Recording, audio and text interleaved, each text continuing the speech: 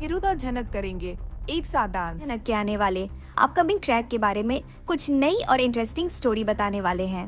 तो दोस्तों, विहान के बीवी की मुंह दिखाई में होने वाला है नाच गाना, क्योंकि गुजरात की परंपरा के अनुसार नई दुल्हन के सामने नाच गाना करके एक एक करके दुल्हन की घूंघट उठा के दुल्हन के चेहरा देखते हैं और दुल्हन को तोहफा भी देते हैं। लेकिन झनक अनिरुद्ध के कारण अपनी चेहरा छुपा के रखती है और विहान की छोटी भाभी आकर कहती है, वो नबी बहू देवर जी के दोस्त लोग तुम्हारी चेहरा देखने के लिए कब से इंतजार किया है, तुम अभी घूंघट उठा के सबको अपना चेहरा दिखाओ कहकर झनक की घूंघट निकाल देती है। झनक तो अनिरुद्ध को देख चुकी है, लेकिन अनिरुद्ध झनक को देखकर चौंक जाता है। उसे लग रहा है विहान तो अमेरिका में शादी किया है, लेकिन विहान की बीवी हूबहू झनक जैसी दिखती है। फिर अनिरुद्ध झनक की आंखों में देखकर पहचान लेता है, लेकिन अनिरुद्ध कुछ भी नहीं कहता है, क्योंकि ये सब लोगों की इज्जत का सवाल है। और सब लोग जब एक एक करके डांस करने लगते हैं तो कुछ लोग अनिरुद्ध को भी खींच लेते हैं। मजबूर होकर अनिरुद्ध को भी डांस करना पड़ता। लेकिन दोस्तों, अनिरुद्ध भी तो बहुत चालाक है। वो जानबूझकर झनक को हाथ बढ़ाता है साथ में डांस करने के लिए, और विहान भी कहता है, अवनी ये मेरे बेस्ट फ्रेंड है और तुम्हारी मुंह दिखाई के लिए कोलकाता से आया है, प्लीज आप मेरे दोस्त के साथ डांस कर लो। और विहान के भाभी सेजल अनिरुद्ध के हाथ पकड़कर खींच लेती है और झनक के हाथ में थमा देती है।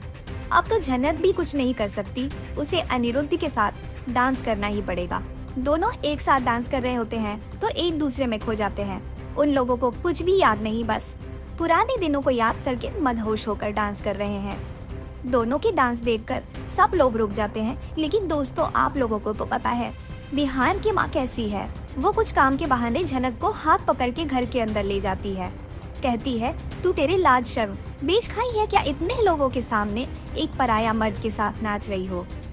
फिर झनक कहती है, मैं क्या करूं, आपके बेटे ने ही मुझे डांस करने के लिए फोर्स किया था। तो माँ कहती है, वो तो आदमी है, कुछ भी कर सकता है और कुछ भी कहेगा, लेकिन तुझे तो समझना चाहिए।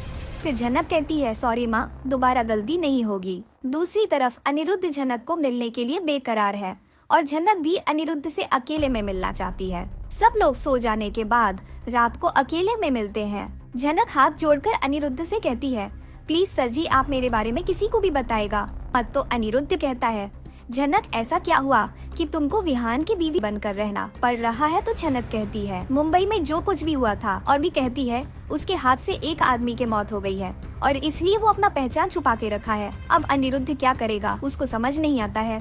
एक तरफ वो खुश है कि झनक मिल गई है और जिंदा है, लेकिन दूसरी तरफ वो झनक के साथ विहान के माँ जैसे व्यवहार कर रही है। सोच के परेशान है, क्या करेगा। अनिरुद्ध घर के माहौल ठीक नहीं है और घर में अर्शी भी तो है, इसलिए वो चाहकर भी झनक को घर नहीं लेके जा सकता और झनक को विहान के घर में भी नहीं छोड़ सकता।